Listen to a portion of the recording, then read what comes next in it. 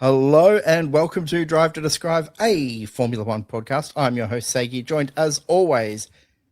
He's a big proponent for the rules as long as they're not at the Brits' expense. This week, James loved breaking the rules. James, welcome. Well, one, he didn't break the rules, and two, I do have a problem with it. Well, she wouldn't stop for even a triple wave yellow. She's joining us from Melbourne. It's Jackie. I'm looking forward to this week. How much can we fire James up and how much is he going to argue with us? Don't care, he won. There we go. Starts already. Well, the Austrian Grand Prix, James, as we say, is run, won, and done. Done. Your boy, he's come through with the goods. What did you make of George's weekend? Yeah, I was a little worried. Well, he was fast in P1, practice 1 and practice 2, and then wasn't so fast in practice 3, and then Q1, Q2 looked a little bit off it as well. So Q3, I was, I was a little worried for his time there, but turns out I didn't need to be because he pretty much won it at a canter. I don't think he had to do too much.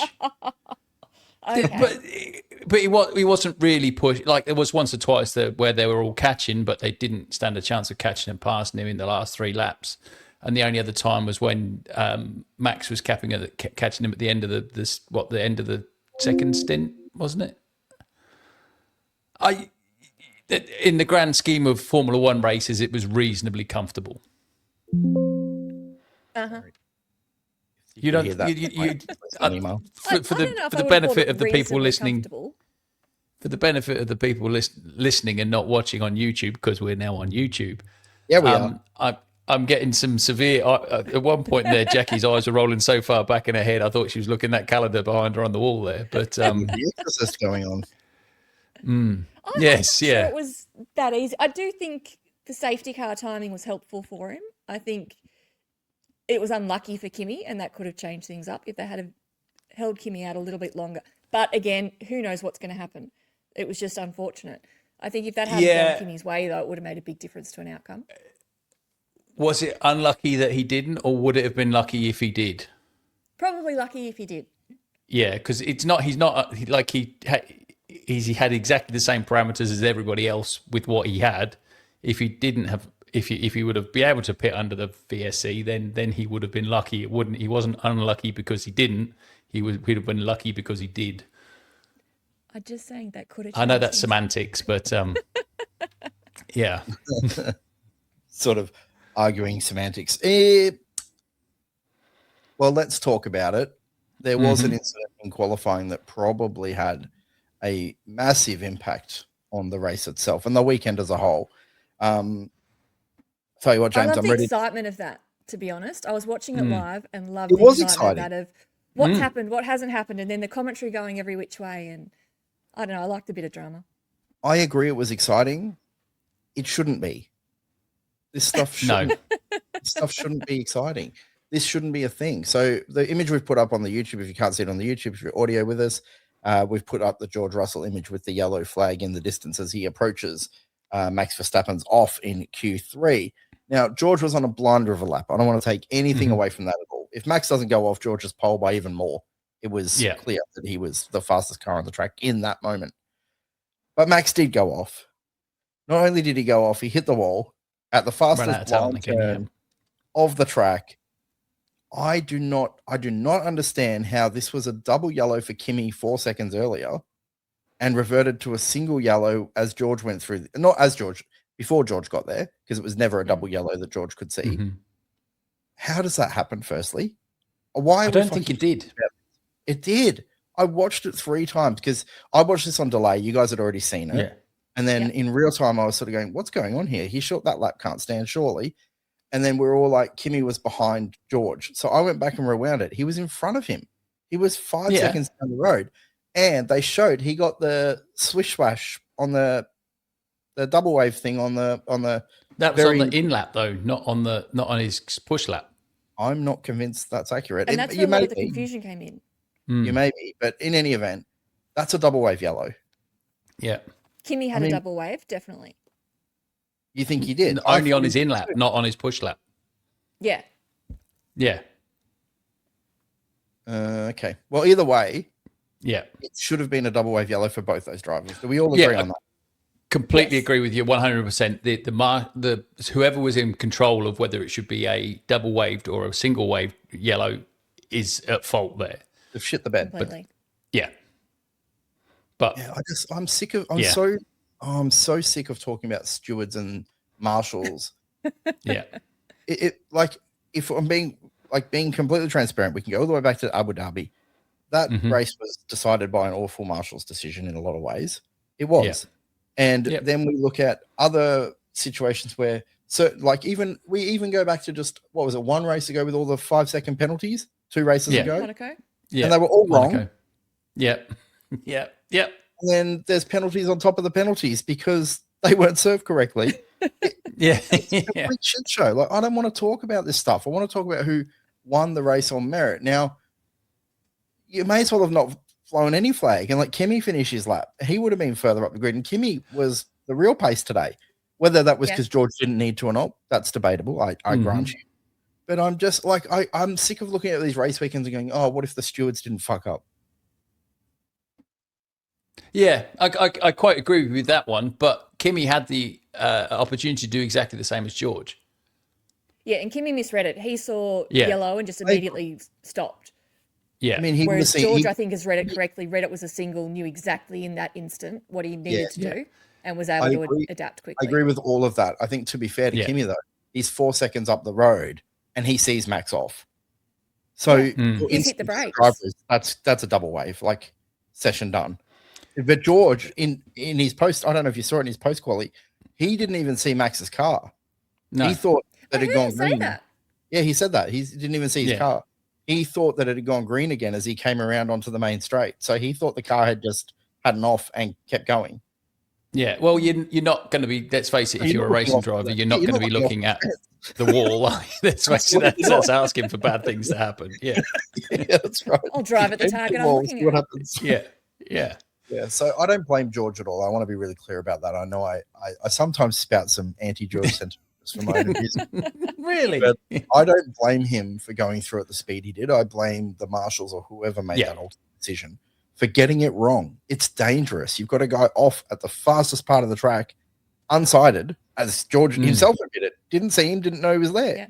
Yeah. At the fastest corner of the track. That's crazy. Yeah. And it was a standard offline. If anyone else was going off in that spot, it would be the same spot that Max did. But in George's defense, he saw a yellow flag and he markedly lifted. You could hear it on boards, and it was a big lift as well. It wasn't just one of those normal yellow flags lift. George did. He did exactly what the rules require him to do. And you can see it in the timing as well. If you actually look at the segment data and the top speed, you can see he's comparison clearly he's pushed that before. It's about 20 something kph drop off. Yeah, immediately, and we're still on pole by 2.5 tenths. Yeah, he was comfortably on pole. Yeah. I really don't want to take anything away from George. I just think, it just shouldn't have stood because the marshals should have called that correctly. How many times do we see a big off and go, oh, that's tough, too bad they've all lost their lap? Or we could go even further back and say that Max should have had a bit more talent and made it around the corner. I think it's definitely you're aware there's there was an issue with the car, James, right? Yes. Yeah, well, it's potato. Yeah. The downforce was dropping throughout the lap. They could see there was something not apparently his active aero didn't engage back again, so he had no rear wing. Yeah. So it's a bit like old Jack Doohan in Japan last year, where he didn't re-engage his DRS. Yeah, as in the fact as soon as you hit the brakes, then it should re-engage, but apparently it didn't. So yeah. All right, well, that's the George thing. So for those of you, I guess we kind of went over it, but basically Max went off in quali Q3. The two Mercedes behind him were putting in pretty hot laps. Max's lap as well was really impressive because you noted the timing. George was only 0.05 up on Max or something at the end of second sector. Now, Mercedes were quicker in sector 3 throughout the whole quali, which is why Max was probably pushing so hard in that last sector as well. But in any event, that's what happened. Antonelli pulled out of his lap. George did not. George went through. George did ease off, as James rightly noted, but still went through on pole by like 2/10. 2.5 tenths. Incredible lap.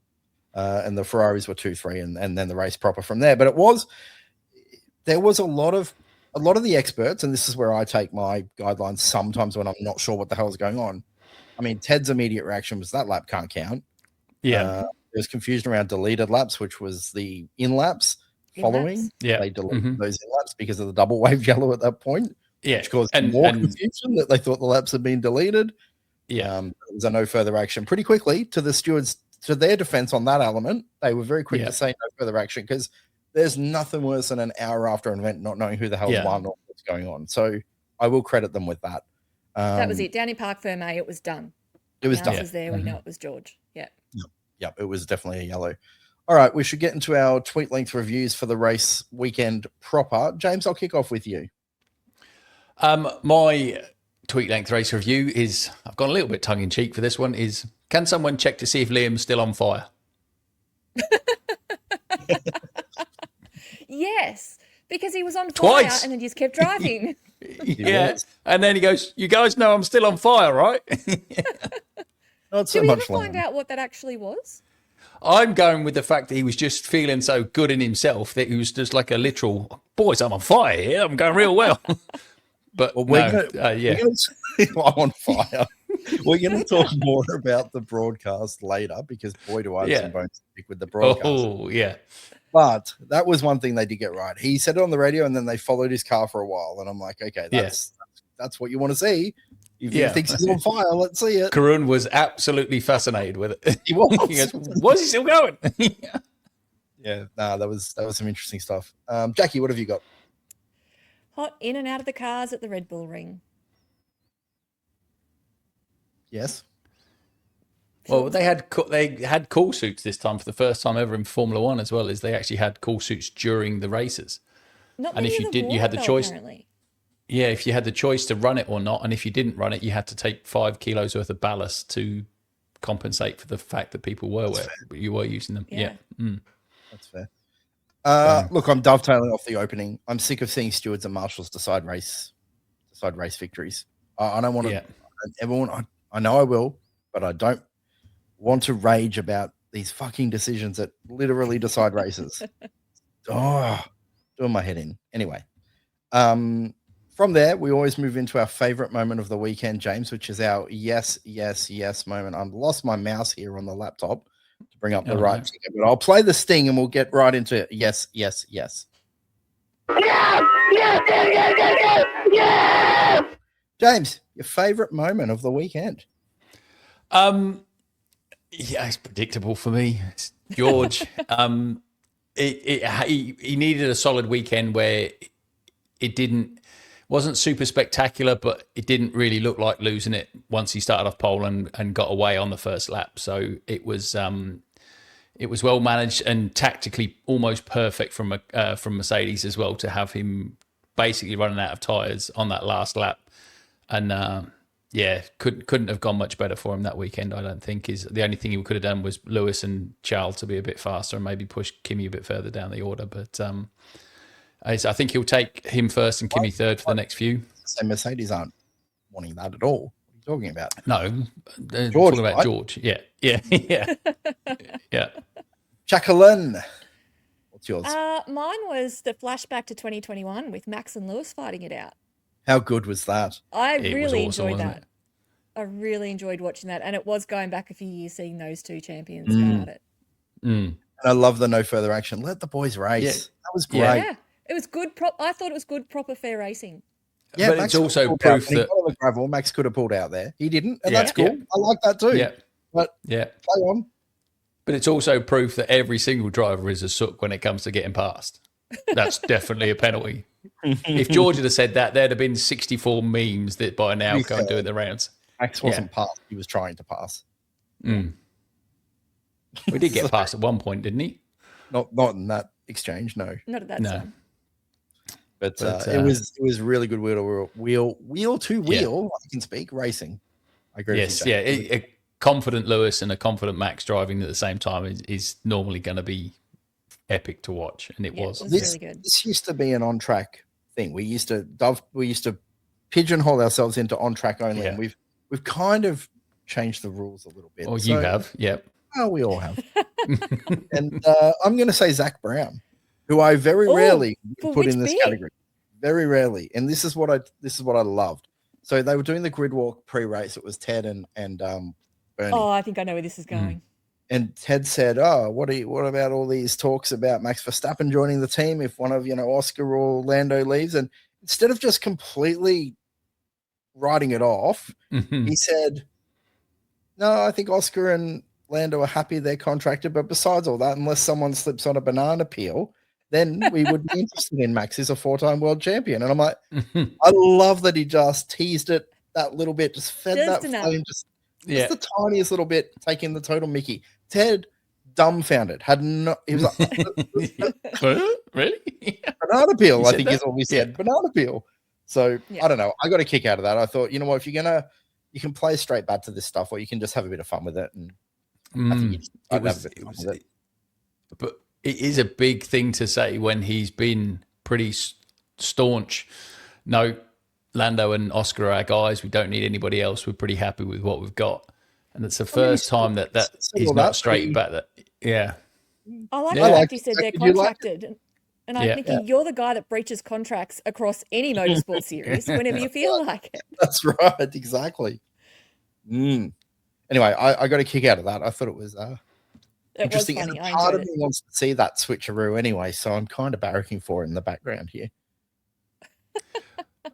An Australian does not do well in a Red Bull. It has to break the curse. I'm all about breaking the curse since my Knicks are world champions now. Don't know if you guys heard. Oh, good God, can we not mention the Knicks anymore? They're the new Daniel Ricciardo of the podcast.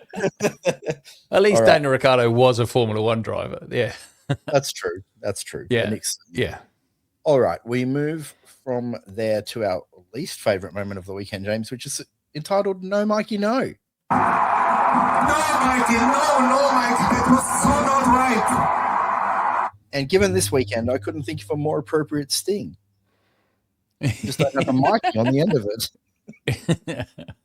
James, what was your least favorite moment of the weekend? Least favorite's probably a bit harsh, but just pure. What was so not right? So not right is the fact that both Cadillacs caught fire in the first two laps. One caught fire on lap one caught fire on lap two. Not a good sign. Pretty crazy, isn't it? Yeah. And that they were. Yeah. Well, yeah, they were from Detroit. They have a pretty. Jeez, yeah. Yeah, not good. Not a good sign is that poor old Valtteri caught fire on driving around with his car was actually on fire, unlike Liam's, who just had this. I don't think I've seen that much fire hydrant stuff used in pit lane in a long time. They were going nuts on that car. Yeah. Liam was just doing his best version of Ricky Bobby from Talladega Nights, where he thought he was on fire on the track and he wasn't. But yeah, he was not. Yeah, but and then just to top it all off, lap two comes around and Checo has to pit as well because his car's on fire. So yeah, not good. Rough going for Cadillac, certainly. Jackie, what have you got? Lando Norris's pit release. Pit release? Did you guys miss that? Or pit entry? They let him out too early. It nearly ran straight into that Alpine that was coming down pit lane. Oh, I thought he was talking about when what's his name came in to retire and Stroll. That's not a release. Stroll, and he just just straight around him in the pit lane. Yeah, yeah. Lando's pit lane adventures for the weekend. Yes. Yeah. I didn't think much of that, Jack. I mean, he avoided it, and they went side by side for a minute, and then he tucked in behind him. Yeah, but it had that bit of confusion, and it was Colapinto as well in the Alpine, and he wasn't sure what to do. Can he pull in? Does he have to brake? What's going on? And luckily, Lando did hit the brakes at the last minute, and Colapinto could get into his spot. I mean, I think Lando stuff like that shouldn't be happening in the pits. Yes, that's true. Lando knew, though, that if he didn't hit the brakes, that was going to be a penalty on McLaren for sure. For literally unsafe. I don't know if it would be called an unsafe release or unsafe behavior in the pit lane. Is that a thing? Idiotic release. Yeah. Idiotic release. All right. Well, I'm going to stick with the back, even further back on the grid than Cadillac, and that is Aston Martin. This weekend was just an accumulation of their horror year. You had two cars over a second behind the Cadillacs in qualifying. Yeah, a second and a half. Yeah. on a lap that's a minute and 7 seconds. Yeah. Lap of the year, they were 3 seconds off the leaders. Yeah. I just want to highlight it wasn't a second and a half off the Cadillacs. It was What was it, Jack? 0.9 for Alonso. Oh. So 1. Yeah. And it was 1.3 for Stroll. Yeah, so it's about right. Over a second. Last year there was 0.7 of a second between 1 and 20 last year at the Red Bull Ring. Yeah, I mean, this could be a broader conversation about the gap between the top 4 teams and everyone else, because that's We're going to have to start worrying about the 110% rule. Literally, yeah. Worrying about it. Aston was so slow, it's ridiculous. That being over a second behind the Cadillacs is disgraceful. Who are in turn, yeah. It is so bad. And then you get to the race proper, right? Lance Stroll retires because, of course, I don't think he's finished a race all year. Could be proven wrong there, I guess. And Fernando is lapped by everyone but the car in front of him, who is only 8 or 9 seconds away from lapping him. Every car on the track. He was only 3 laps down. 17 cars finished, 15 lapped Fernando Alonso. Yeah. Yeah. They're actually my next segment, my letter of apology, because we all know I'm a Fernando fan. We know that's where I am. And even I'm losing faith here. Just retire them for now for the season. Go back to 20 cars. They are deplorably bad. It's there's talk of a B-spec car. We've got. You're not going to believe this. You're not going to believe this. Is he here? Is he really here? We need a drum roll. No way. Hi, everyone. He's back. I can't believe it. He's image free, but he's here. Hi. Taylor's back. Hi, everyone. He's back. Audio only. Audio only for now because, yes, I may or may not be currently in traffic. So. well, we drive safely around here on Drive to Describe. Of course. Taylor, we just did our No Mikey No. Do you have anything you want to add to that field? This is maybe jumping into Stuart's section a little bit, but I'm so confused about what is a pit lane infringement and what is not a pit lane infringement anymore. Because I think that what Lando did was I just had that as my No Mikey No, and the boys told me, oh no, that's a terrible one. I didn't say terrible. I didn't say terrible. Okay, so you can overtake in the pit lane? Thank you, Taylor. This is why I like you. So you're going Jackie had something different. Yeah. No. Wait. There's multiple. I've got multiple issues here. So he overtook an Aston Martin at the pit lane entry. Then his exit, he just skirted around the Aramco banner for 30 meters. Yeah, because he didn't want to see the position to the Alpine. I was like, mate, what are you doing? Yeah, I'm not sure. I don't think you're allowed to do what he did with Stroll.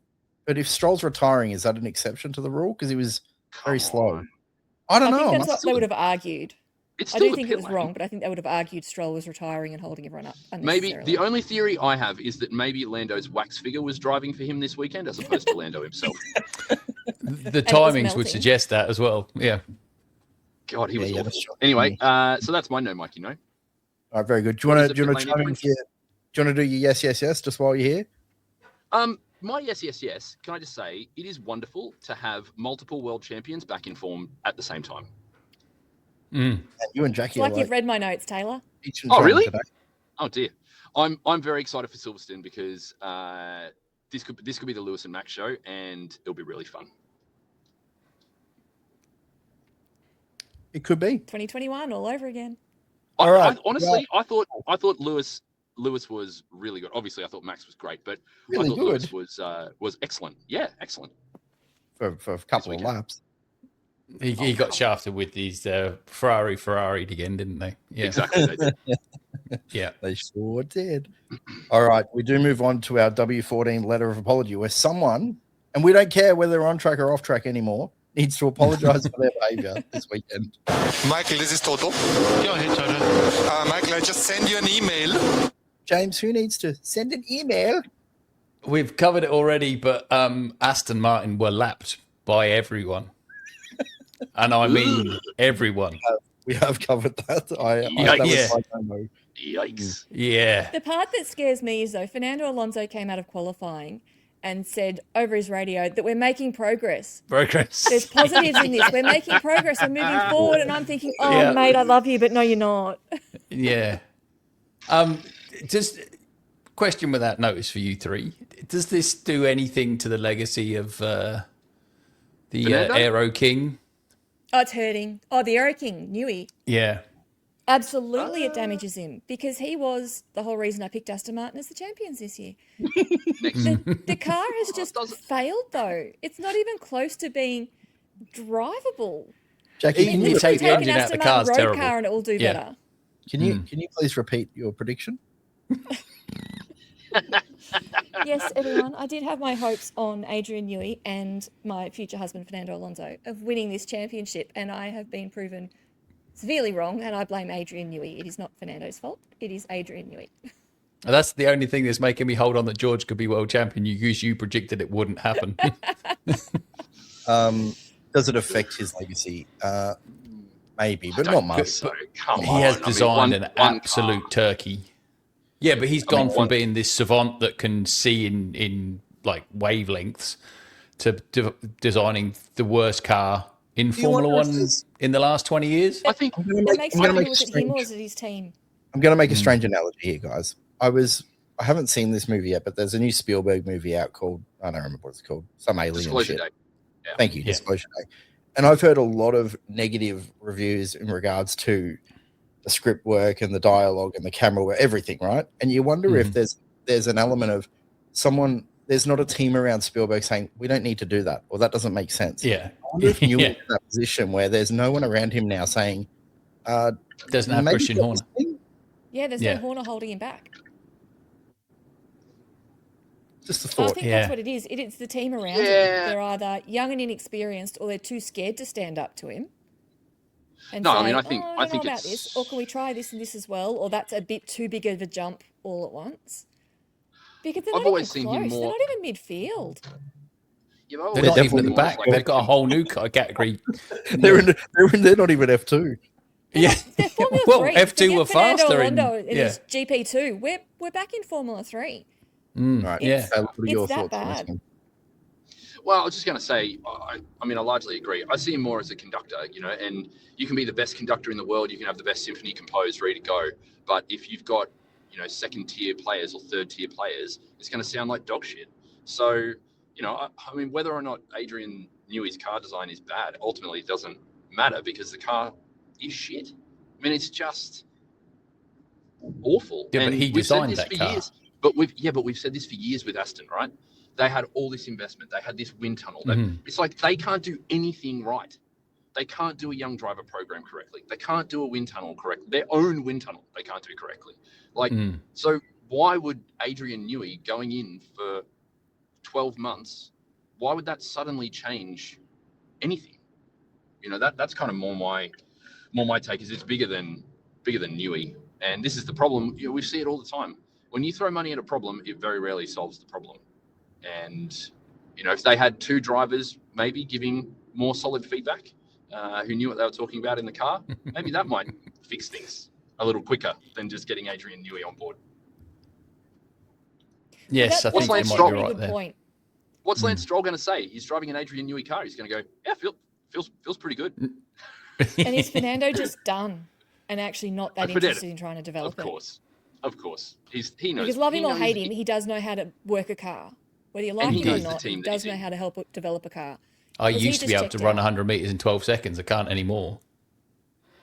Really? Like it's It wouldn't surprise me. James has got legs that are about the size of Burj Khalifa. Yeah, but I'm also nearly 50 years old and a little bit broken. so Functioning has he hip just raise checked game. out as well? So they're not getting Yeah. the driver feedback that you would expect from him. You think Well, Lance did you Stroll's see- checked out? Or go out on a No, limb? Fernando Alonso. Fernando. No. We're having a Alonso. spot the bleeding obvious contest. Oh, jeez. Well, did you see he apparently said Barcelona was his last Barcelona Grand Prix? Yeah, but more that's than 'cause- likely. that could be because it's every second year now, so it's hard to tell what that means. He's done now or next year. But And in he- any event, And knowing Fernando, he could just miss the Barcelona Grand Prix for the next 5 years because he fancies on racing some go-kart in out of Latvia or something. Yeah. He might just step away till they actually build this car and then come back. He could be 65 years old by the time they sort the car out. Wow. Anyway, we've spent way too much time on Aston Martin. We've spent more time analysing Aston Martin than Aston Martin have. Maybe they should put us on their crew. Who's next? Jackie, did you go or not yet? Yeah, mine was Aston Martin. Yours was Aston Martin. Okay. Yeah. I'll go next. So mine is Toto Wolff. I don't understand why he was so combative with Ted after George got pole. Like, He was dude, very lighten up. blunt, wasn't he? Lighten up, mate. Like, of course, many people are going to think that lap shouldn't have counted. Just chill out. It did. So, I don't know.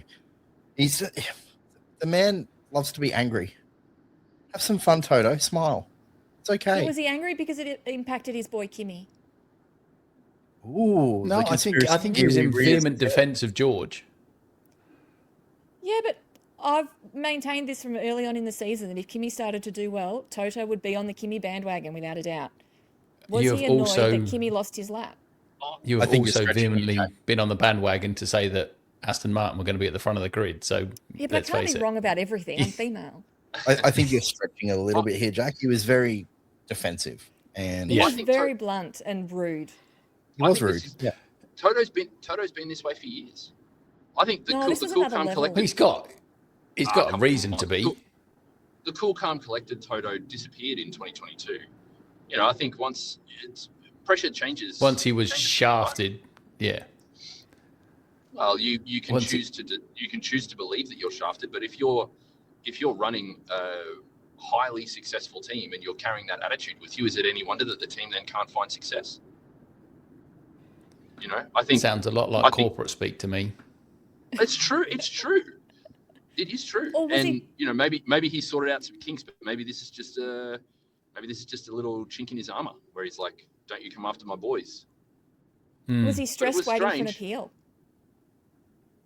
Maybe. Or whatever. We were still in a window where there was. And he should apologise to Ted. I didn't ever think I'd say those words. Ted's a prick. Leave him alone. No, sorry. I didn't think I'd ever say those words either. Taylor, what's yours? Well, they already did it, but I'm going to say it anyway. Red Bull. Don't. If someone's on the absolute raggedy edge, make sure they have downforce going into a corner. Would be nice. Because who knows what we would have got if Max would have completed that lap. You know, I don't know if he would have been on for pole, but if he wasn't starting at fifth, then we might have had some real spice. And it was already a spicy race. It could have been even better. He would have had the most spectacular fourth place on the grid ever, I think was the predictions from Bernie. No, but the race proper, James, is further up the grid at all. I know, but he'd have been one spot further up, yeah. Yeah, but he was on a different row. No, yeah, you could argue, not that this is the point Taylor was making, but you could argue that Max and Kimi were the fastest drivers on the track on Sunday. I don't doubt it. Absolutely. Yeah. Apart from when it counts the most in quali. That was Saturday. Oh, when you cheat. We're going down that road, are we? Yeah. Well, I'm sure we've already spoken about it, right? But it is odd. Yeah. Yes, it was. Kimi got double waved. Kimi got double waved. No, he didn't. And then, like 7 seconds later, yeah, he did. No, Kimi Antonelli got double waved. I believe he did too, and then James. Seven seconds later, George got single. They changed it. It went from double to single within like 8 seconds or something. 7 seconds. It comes up on your steering wheel. They both would have gotten the same notification on the steering wheel. Yes, but when George got there, it was single, James. That's the point. This is the thing. No, I'm not saying it's George's fault. Okay, just back off, Toto Wolff. All right, just chill out. Leave my boy alone. What I'm saying is that Kimi Antonelli, when he was completing his lap, got double waved yellows, and he was notified of double waved yellows, and he completely lifted. That was done. When George came through 8 seconds later, he did. When George came through, he didn't. According to Bono on the radio afterwards, he goes, "I don't think there was a He goes with that. That's still to be confirmed, but I don't think it was double waved yellows. I think you'll find it was double waved yellows at the very beginning, and then it was switched to a single yellow. I think Kimi assumed it was. Yeah. I'm not saying George did anything wrong. No, I actually think George. If that's what happened, right, then what George did is like Fernando Alonso levels of racecraft. Yeah, very clever. It is amazing. Yeah. Very clever. But, like, it is strange that that's what happened. That's all I'm saying. It's strange. Yep. And I If can't you're on remember a YouTube, time where... Debate it in the comments. Let everyone know what you think. Yeah, please. Commentary corner. We're going to move into a little bit of stuff. Now, I don't have a lot on the commentary, guys, but I do have some stuff on the broadcast. So we'll get into it. I don't even know how many cylinders are in things. I just drive them. I'm just good at that. Some say not, Danica. Some say not. In terms of the broadcast, there was one moment that I just wanted to talk about, more for the comedy sake, but there are other parts that I definitely want to get into, like the lack of replay on the Max and Lewis fight right as it got to the spicy part. What the hell were they doing cutting away? Crofty had no choice but to say that is a great shot of the back of that man's head. That's what we're meant to be watching the pass into the corner. What the freak was that camera angle? And he was right on the apex as well. He could not have been better placed to not see anything. Why would any director cut to that shot? And then not instantly cut away. Yeah. Gosh. And the lack of the replay, as it was spicing up between Lewis and Max on the replay, they cut away for reasons we don't know. Anything you guys want to add about the tremendous broadcast? How do we feel about the drones? The drone wanted to make me throw up. Oh, the drone shots were awesome. Come on. I loved it. I think they need to be a little bit more on the track. We could see a lot of dirt and a lot of runoff. I think they showed how fast the cars are. That shows how fast these cars are, way more than the still cameras. Yeah, I was like, I almost felt like I needed to hold on. I was like, whoa. I think it's a good start. To a bucket, yeah. To a bucket.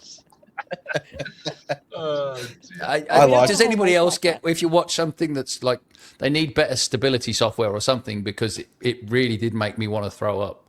Really? I thought it was we're probably not that far away from the Joseph Kaczynski cameras hitting the cars soon anyway, so we'll probably end up with that. You know, they tried to do that, didn't they? Didn't they have the stabilized cameras at was it Spa last year? Oh, they did. They did it in MotoGP a few years ago when Rossi was on there, and they had the like the self gimbal thing on the back of his bike, and that was cool. I find it a bit. I find that a bit strange. I like the drones, but I felt the other ones was like it's movement without movement. You know, if that makes sense. Yeah, it's weird. Anyway, anything else, or shall we move on? Move on. Commentary with Ted. I'll go on. Ted continually saying Malaysia. Yeah, I know. This is as hot as Malaysia. If you'd been at the Malaysian Grand Prix, I was in a fire suit at the Malaysian Grand Prix. Well, good on you. Well done. Oh, one other thing, now that you've mentioned Ted, because that was annoying. We get it, Ted. Malaysia's hotter. Okay, let it go. I mean, I do miss Malaysia. We know I want that back. We all miss Sepang. But let it go. The other thing I didn't like about Ted is you've got Crofty and Karun trying to set the stage for this last 10 laps of this race. The gap's closing and we're playing out. And Ted just comes on and is like, race over, George has won this. Very comfortable. I'm like, what are you doing, man? This is like anti-broadcasting 101. It was horrible. I'm like, mate, shut up. I quite liked it. Yeah. You gave me confidence. Yeah. I mean, but the point is, the whole point is to build the suspense, keep the viewers engaged. Yeah, gosh, don't bring him on if he's going to prognosticate like that. He's the clown of the commentary team. Don't bring him on. Full stop. Yeah, just more Ted. Ted's legend. Keep him off altogether. More Ted. Yeah. You know what they should have? Did anybody watch Ted's Notebook? No, I didn't this week. I generally like it. They were stood outside the Ferrari garage, and what's his name came, the dealer team principal came through, and Fred Vasseur. Fred Vasseur came through, and Ted said, I can guarantee he's not going in to talk to anybody, he's going straight to the ice cream machine. What'd he do? Straight to the ice cream machine. Ted's Notebook is fine as a random little extra for the broadcast, but he shouldn't be coming on with 10 laps to go to tell everyone, it's over. You can turn off. He was right though, wasn't he? Don't worry, sponsors. You don't need to worry about it. No point watching this last 10 laps. She over. Anyway, we move on to our Clive Poozy Memorial Award. James, hashtag. He's not dead, hopefully. He's not dead, as far as we're aware. Oh, Taylor, that was a big sigh. Who's yours? Franco Colapinto. Oh, I didn't even remember him What did being I named miss? and mentioned once. Correct, because he's just useless. And like, gosh, he just needs to go. I'm sick of him. Franco That's no Nathan Taylor for all you Argentinian F1 fans. Yeah, Come at me in the comments. You death threat. You Argentinian F1 mongrels. fans. I'm ready. I'm ready for the death threats. Come at me. oh. Yeah.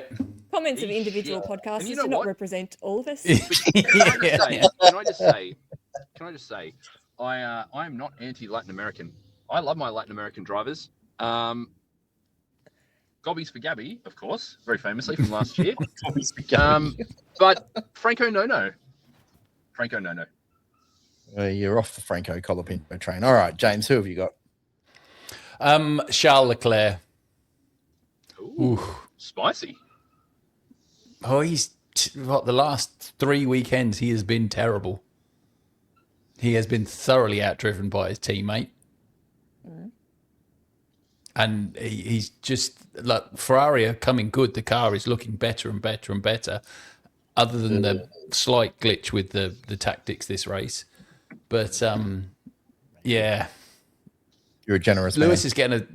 is getting a song out of this car, but Charles is not. And yeah, he did not look even close to being on pace today. He got overtaken like 16 times. Every time that somebody came out of the pits, they overtook him again. It's like love has worked for Lewis and it hasn't worked for Charles. Yes. Would you think Lewis is in love or is he in Lewis is in Silicon Valley? Yeah. I can tell you this much, James. He's definitely grateful. Yeah, He's very especially to the grateful. team Blessed. and the fans. Yeah. Hashtag blessed. Hashtag blessed. Jackie, go on.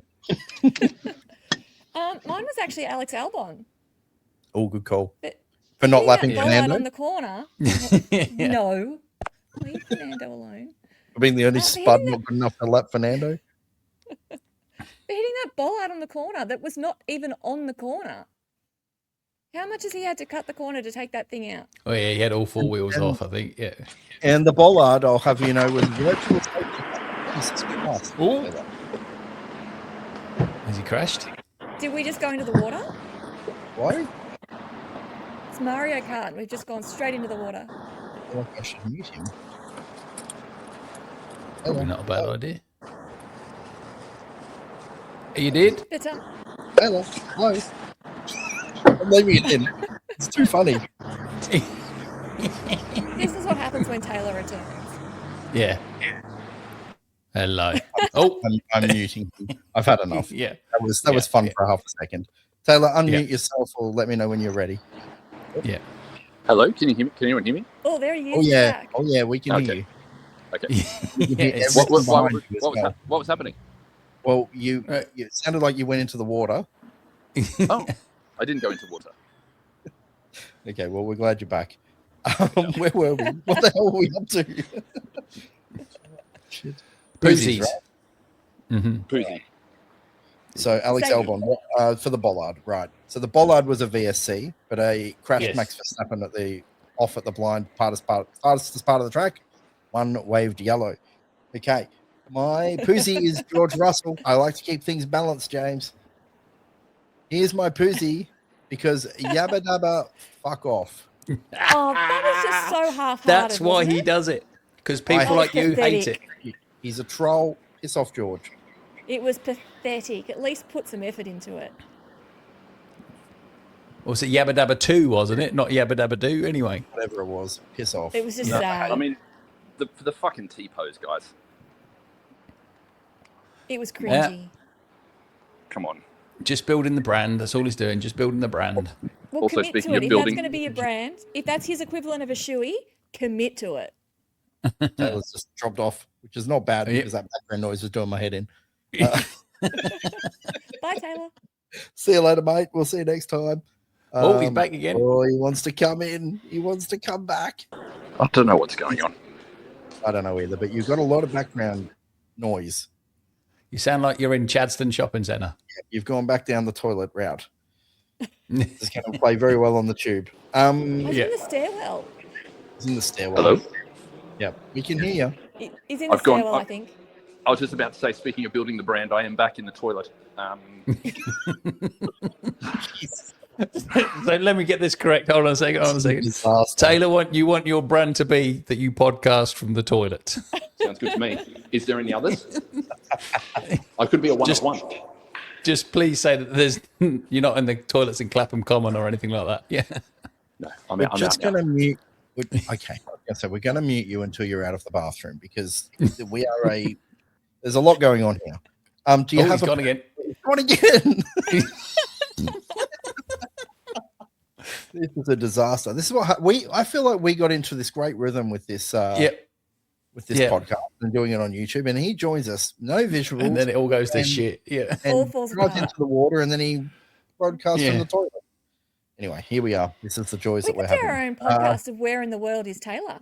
Yeah, or where in the bathroom? Is he in the stall or at the urinal? Number 1 or 2. Leave your comment below. 1 to 2 in the chat. Yeah, and if it's a 2, is it solid or runny? Oh no. Oh, he's back. He's back. And he's got visuals. It's a whole new world. It's a person. Oh, no, don't go sideways. Oh, dear Lord. Here we go. Don't go sideways. Yeah, that's better. No, that's fine. Just please. Yeah. This has turned disastrous. Got out of the car. What have I done? No, it's all nothing. You're fine now. We're happy you're here. I'm in a sound isolation booth. The rave is installed in our offices, so everything's fine. Great. Fantastic. It's good to see you. Now, listeners, this is Taylor joining us for the first time in a visual format. Hi, everyone. Very good. I actually probably do look like I'm in a toilet. Yeah, no, you're fine. Do you have a poozy? No, please stop moving the camera.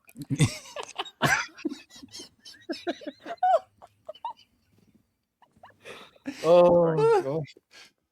Do you have a poozy? I gave you one. Oh, did you? Yeah, Franco.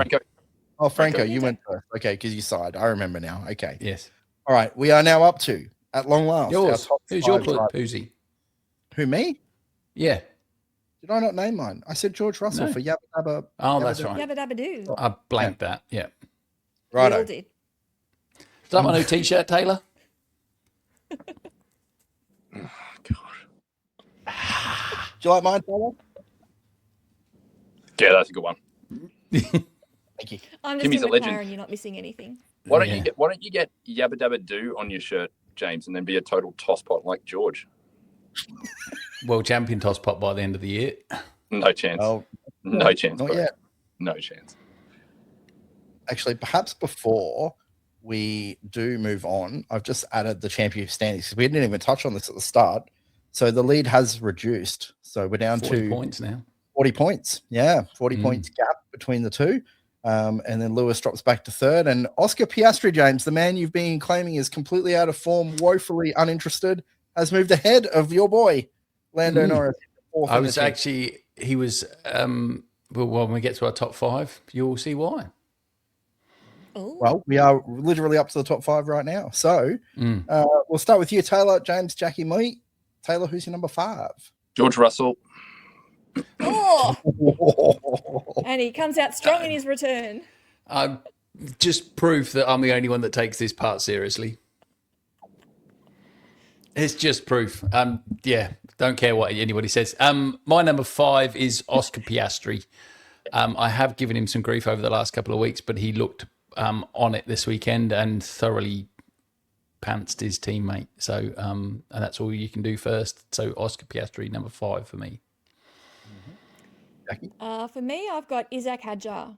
I'm just liking the way he's developing. He got his elbows out there and a few tussles out on track. Improved his position from qualifying. I'm just really liking where he's headed. You sure did. My number 5 is Liam Lawson. He's been in such good form. It's a bit frightening. He was on fire.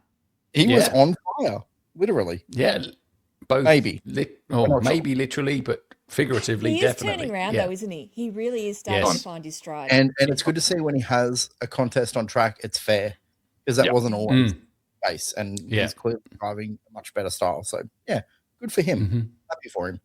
Number 4, Taylor. Number 4 for me is Liam Lawson, for all the reasons you just gave. Ditto. Liam Lawson, number 4 for me too.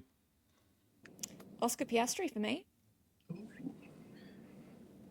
Kimi Antonelli for me, and I put one VSC away, one lap away from winning this race at number 4. I thought he was really fast.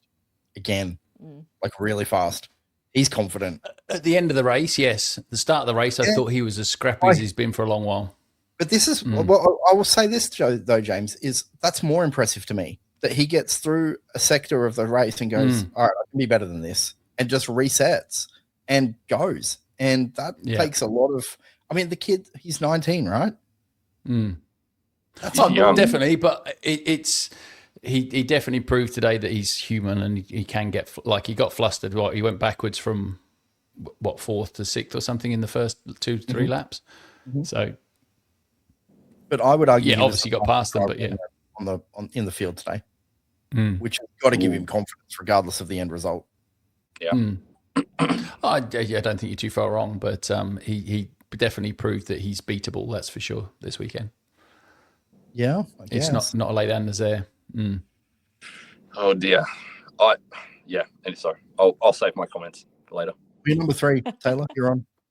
My number 3 is Lewis. I thought, it's just form continuing. I know he didn't have the best result, but man, across the weekend, he just looks like he's back. And that makes me, as I would never have said this in 2021 or even 2022, but it makes me so happy to see him driving at that level again. Like, he just, those first few laps, and especially the contest with Max, but man, like, there's something really special about him when he's in the zone, and I think it was on display today.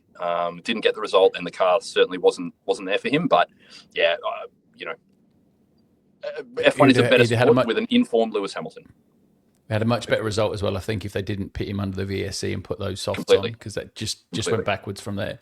Yeah. He's not in my top. Is any of your top 5s? No, he hasn't made mine.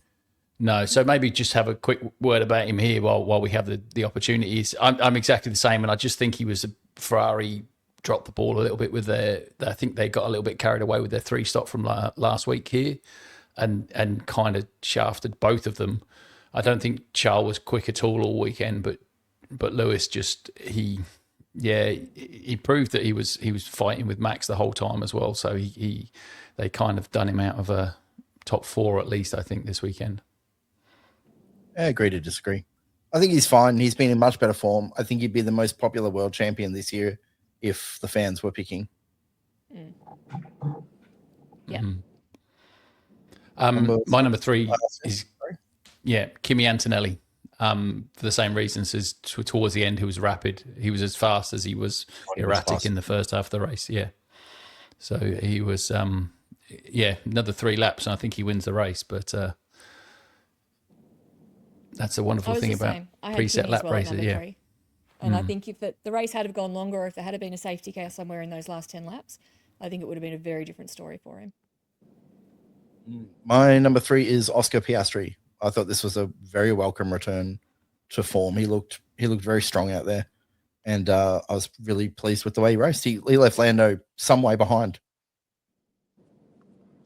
Yeah, definitely. I agree this weekend. Yeah, I don't have Oscar in my top 5, and it's potentially an oversight. But yeah, I mean, maybe my expectations of him are a little higher. I get it. Yep. Number 2, Kimi Antonelli.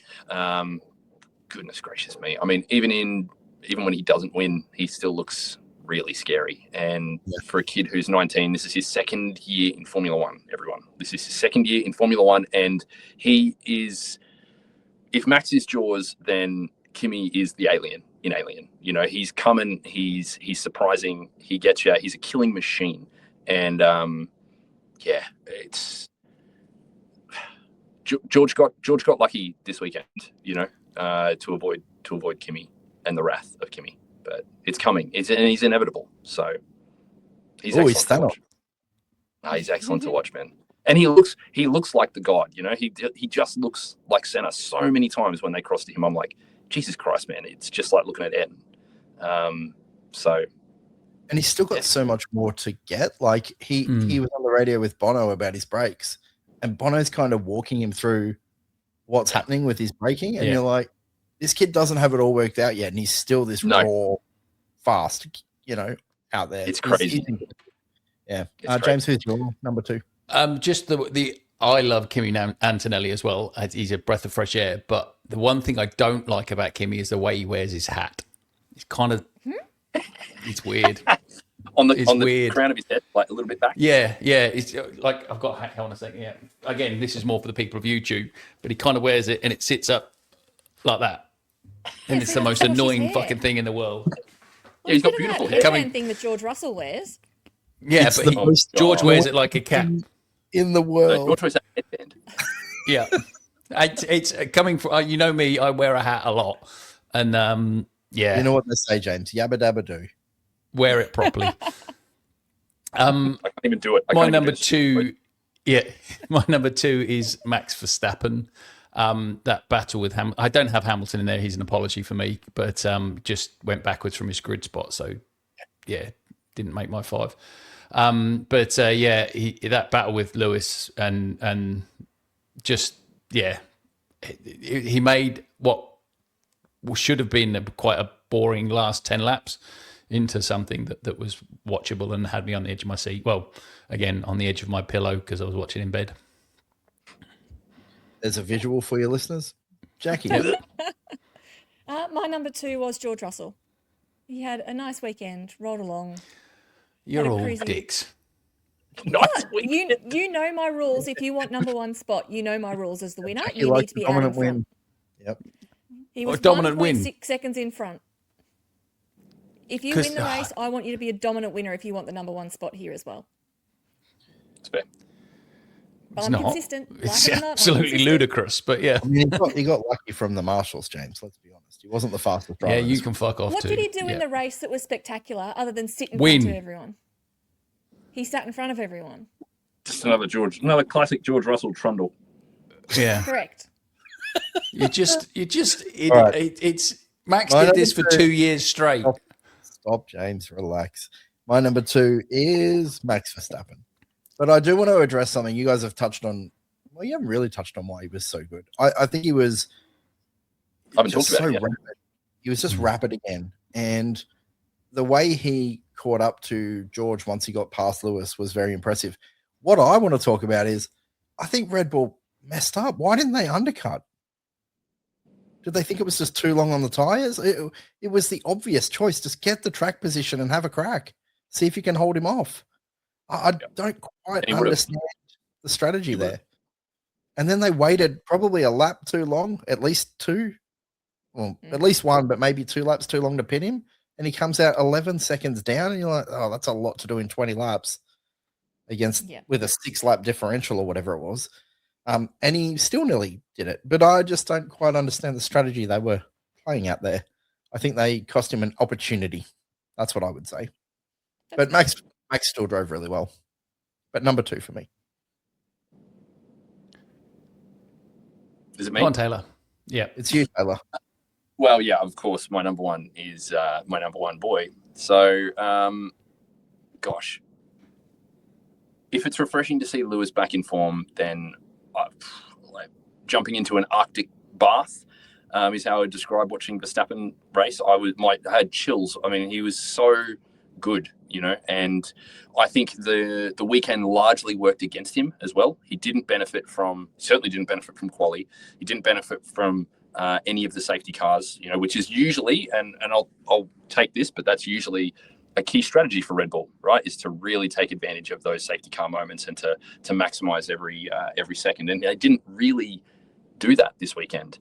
And to Saig's point, I think he was actually driving against strategy as well. And for him to just consistently be there and to do it on pace and to not look like there was he didn't really even get the whinges on. You've seen that this year where he's carrying on about the brakes or he's carrying on about downforce, all this stuff. It didn't really happen. It seemed like he was really locked in. Hey, sorry. All the penalties Lewis should have got.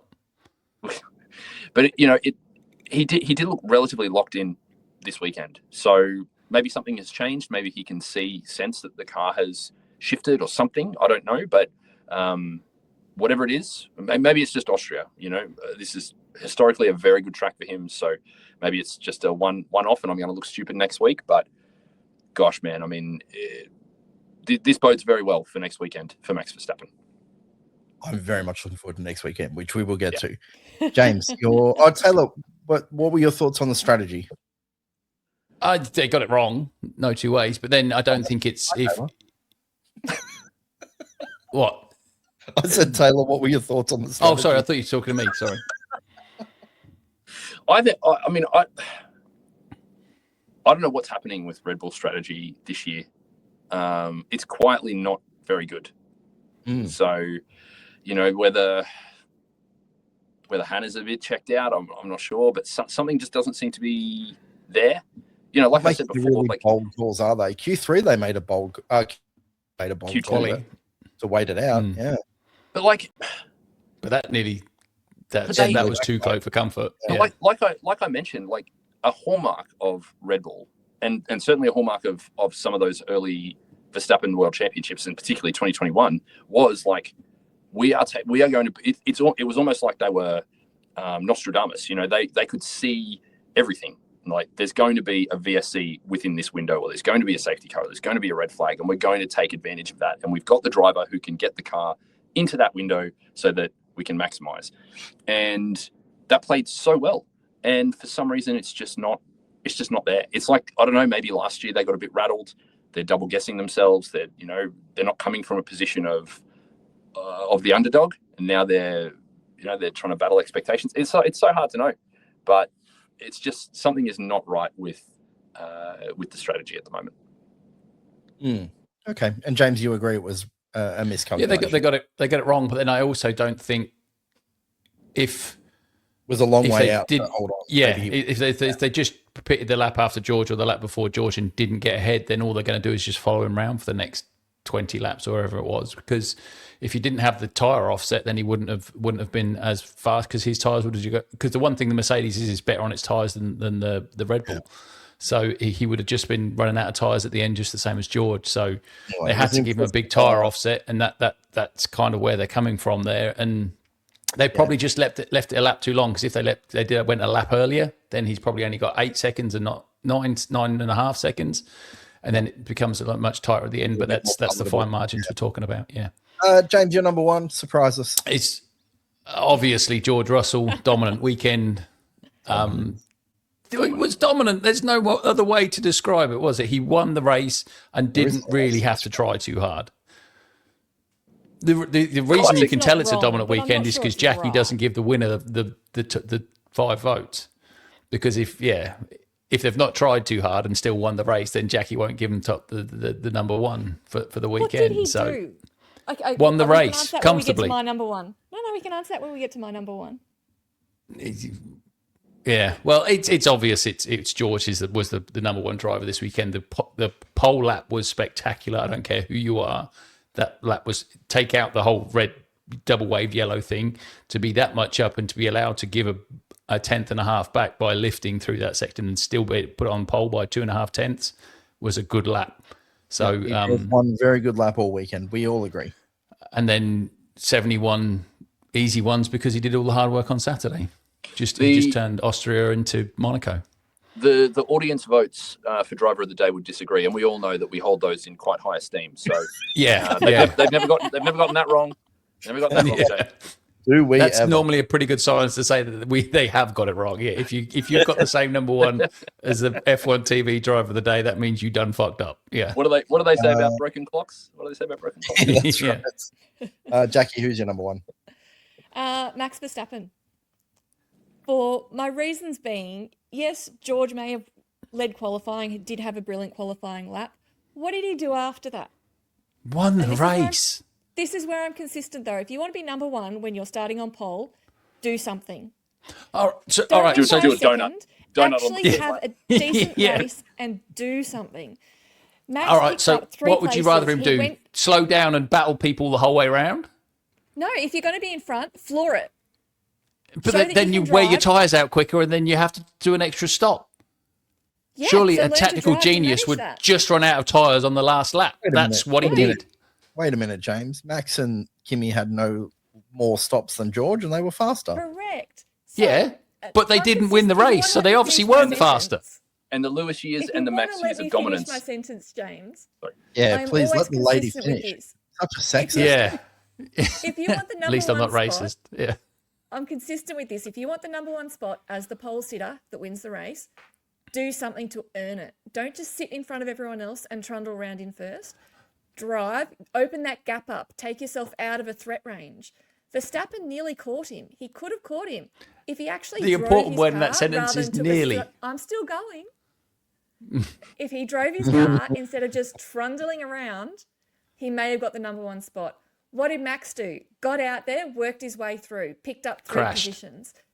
Oh. No, that was qualifying, not the race. Worked through 3 positions in the race, went shoulder to shoulder with Lewis Hamilton, and we actually had some decent driving from both of them. I'll admit I've missed Lewis here in my top 5 as well, but we had some decent driving from both of them. They did something. George just had a lovely Sunday drive, just trundling around in front. And they had a really sad, embarrassing, and pathetic yabba dabba do at the end. Put some heart into it. Commit to it. It was a beauty. He's lucky he didn't get third for that yabba dabba do. All I could think about was when he won Vegas, and I just wanted to. Vegas, baby.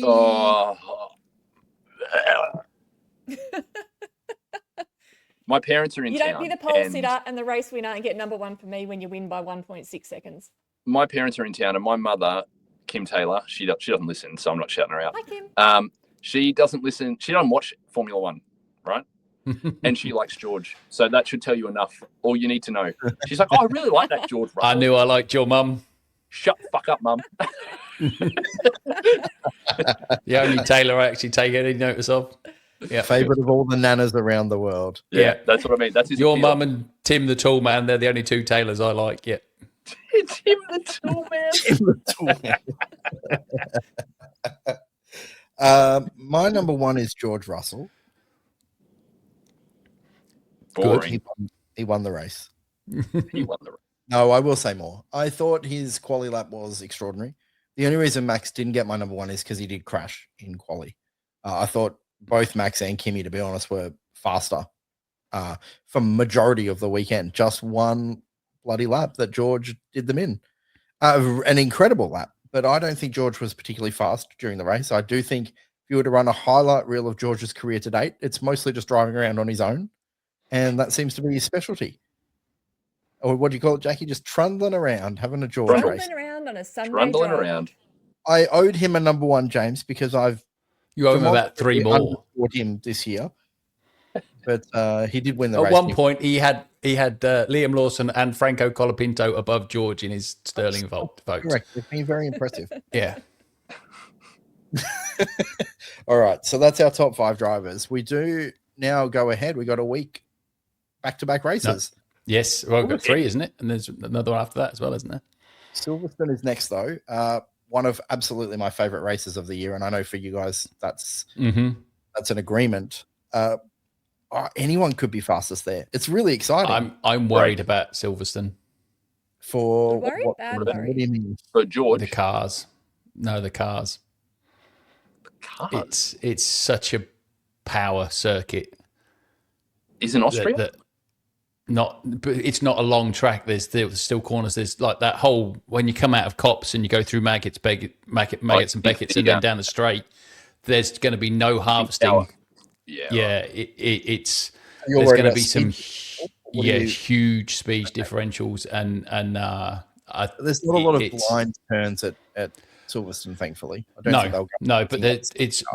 There will be huge, and it's a good wide racetrack, so hopefully that they'll be there. But it could be the clipping That's Grand Prix. Element of Prix. real interest with when do you deploy, and how do you strategically make that really effective? Yourself after it. Yeah, it's going to be incredibly interesting. I mean, we saw an incident this weekend where Charles really deployed to try and hold that position, then he just absolutely ran out the straight line. Yeah, ran out. And that's the thing is there could be situations in Silverstone where they run out of juice, charge back up again by clipping, then get a boost again. Max is on the record as saying he's done a couple of laps on the sim, and he just laughed. He said this is going to be an absolute schmozzle. So it's a good thing Max had some practice this week, getting his elbows out versus George trundling around.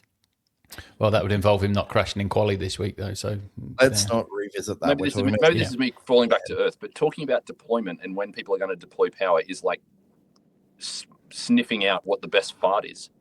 Yeah, I quite agree with you. And but are you coming around to the cars at least? The powertrains, I quite agree with you, need work.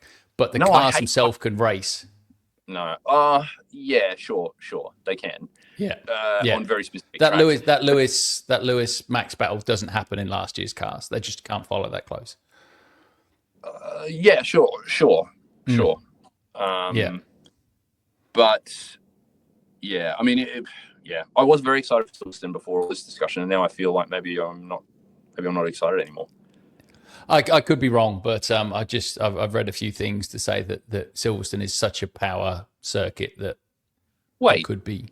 Has George got a shirt where he's trying to sub out an S for a 6?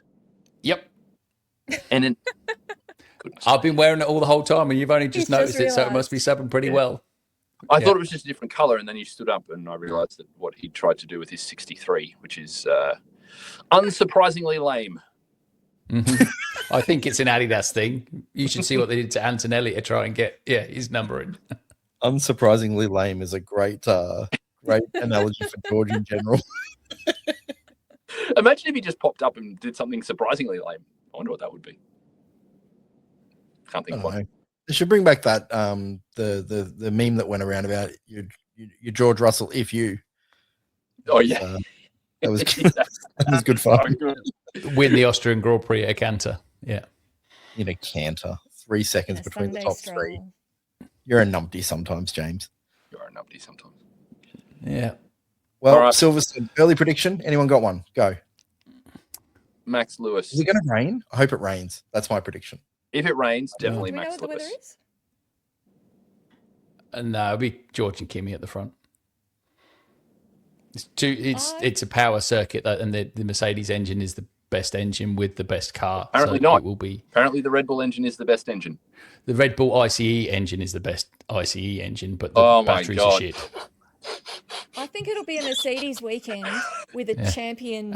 Taylor's doing an impression of a dog there. Sniffing farts. Sniffing out the best fart. Yeah. That's what I'm going to do now whenever we talk about these stupid cars. Right, that's the podcast. Can we call it that? Sniffing out the best Austrian Grand Prix. Sniffing out the best fart. Sniffing out the best fart. Sure, we got that like and subscribe right over Jackie's face. So please, we are F1 Drive subscribe. Yeah, on the please click Jackie's face and the Instagram. It's like, where the love heart was like it's like you're our baby, Jackie. We put the love heart over your face on Instagram. You know, F1 Drive subscribe. Tickety tick TikTok. Instagram, YouTube, of course, Spotify and Apple Podcasts. You can find us anywhere that you do listen to your podcast. If you're on the YouTube, please like, please subscribe, please leave a comment. It all helps us get out there even more as we're trying to develop our audience even more. So thank you for listening. We'll see you next week. Auf Wiedersehen. Bye. Ciao. Ta-da. Tell Taylor's not in practice.